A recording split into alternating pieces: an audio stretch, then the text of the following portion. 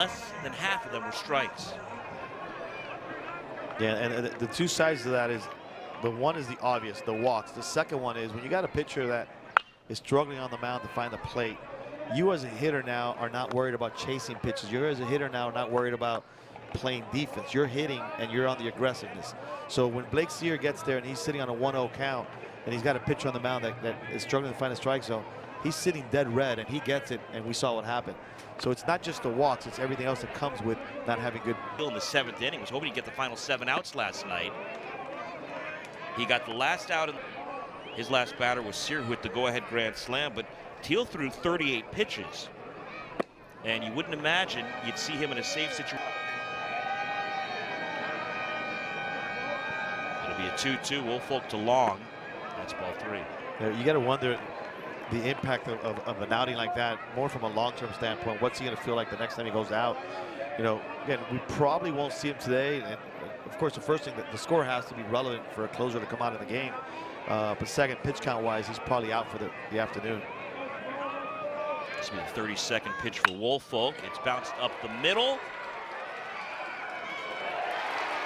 And he's going to have an infield hit. With his speed, no chance. Good defensive play out there to keep it on the infield. I'll tell you, you're not going to get Long. Long's a threat to run. Kulikowski takes way inside. A fastball at 93. Chase led the staff in appearances both years. Was the closer last season for Virginia.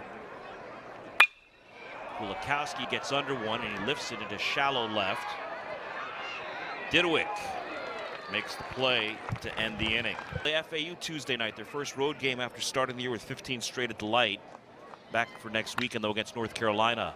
Yeah, and before we get to the Hurricane schedule, go back to that comment you made. That this Cavalier team, that's why this game is. Jacoby Long, with the Hurricanes trailing 4-0 in the 4th. But if you've learned anything the last 2 nights, don't go away. He held up ball 1. Yeah, I was thinking about that just a moment ago. Like the fans today are if the Canes continue to trail in this game, will you see them leave early, or will you see more of them stick around, see if there's 3 days in a row of magic? I think they're going to say we've got them right where we want them. It's going to be a little different here today because you're sitting in the sun versus sitting in a nice cool breeze of the evening. Long bangs one into center field. And the 4th continues for the Hurricanes. He's 2 for 2. Yeah, Long, you know, again, the better of the defensive players out in the outfield. Nice job keeping his hands inside, just hitting that ball right back up the middle. And you get that kind of production towards the bottom of the lineup, that's just an added bonus for this Hurricane ball club. And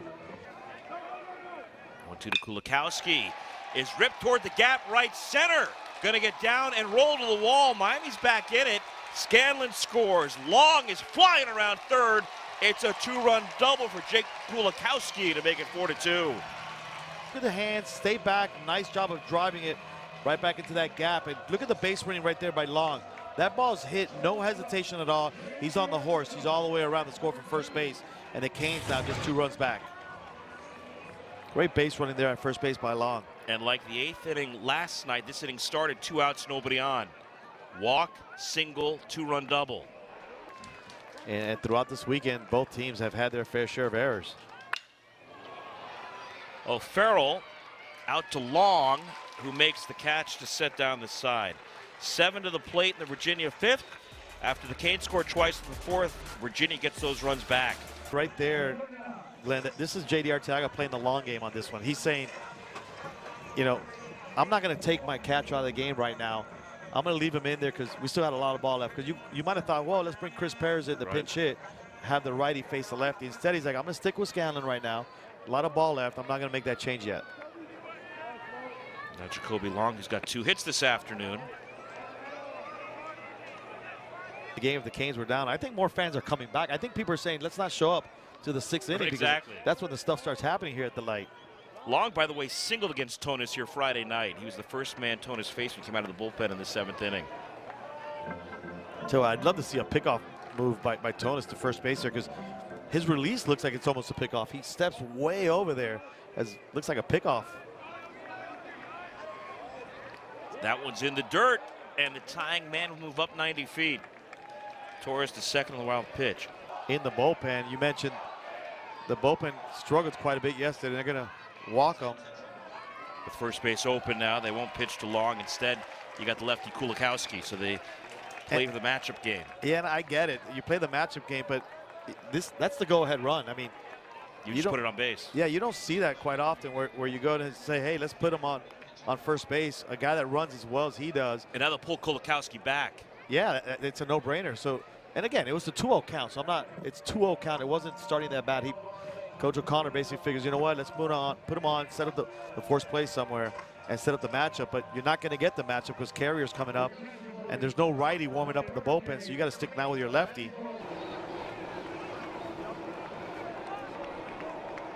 Okay, keep in mind, you got great speed at first base. We saw Long earlier this ball game score on a ball that got to the fence with 2 strikes on the hitter. He's going.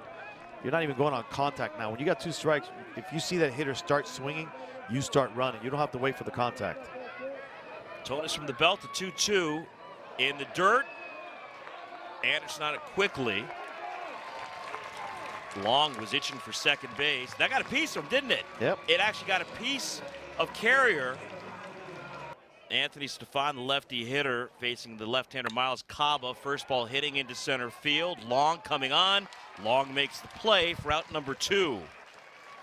So 1 pitch and a big out for Miles Caba, the redshirt sophomore who transferred from South Florida State College. Try to get the runner in scoring position, not successful, so they'll have to do it the old-fashioned way. And to swing the bats. Same thing happened with Jack Scanlon, the other catcher, in the 8th inning here Friday night. He popped a bunt attempt up in that game for the second baseman Becker. Now Jacoby Long with Torres at first, 1 out, tie game, last of the 8th.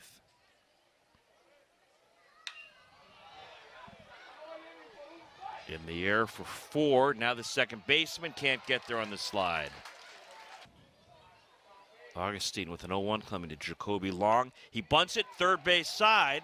Hansen can't barehand it. It'll be a bunt hit. And the Hurricanes are in business in the 8th. Yeah, great job. After you had 1 strike on him, the third baseman Hansen went back and started playing double depth, regular depth. And Long, who runs real well, he's all right, you're going to go back on me. I'm going to lay one down here and give myself. Watch the third baseman Hansen on that screen right there. He's way back there. And with the speed that Long has, he lays it down. And when you got a third baseman playing that far back, you don't have to be perfect with the bunt.